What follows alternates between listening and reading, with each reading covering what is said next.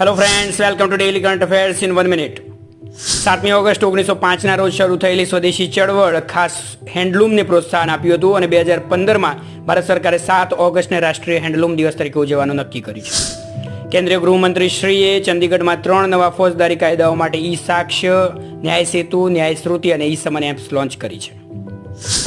રાષ્ટ્રપતિ શ્રીમતી દ્રૌપદી મુર્મુ 3 દેશો Fiji, New Zealand અને તિમોર લેસ્ટેની મુલાકાતે રવાના થયા.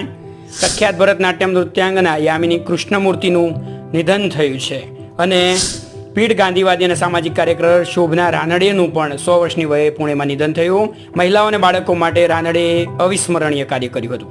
પેરિસ ઓલિમ્પિક યોકોવિચે અલ્કારાઝને હરાવી મેન સિંગલ્સ ટેનિસમાં ગોલ્ડ જીત્યો અને 1971 ભારત પાકિસ્તાન યુદ્ધ દરમિયાન માધાપરની વીરાંગનાઓએ પોતાનું સર્વસ્વ અર્પણ કરી દીધું હતું. તેની યાદ દેવડાવતું રક્ષક વન કચ્છના રુદ્રમાતા ડેમ સાઇટ ખાતે આવેલું છે. ડેઇલી કરંટ અફેર્સ માટે ચેનલને સબસ્ક્રાઇબ કરવાનું ભૂલતા નહીં. જય હિન્દ.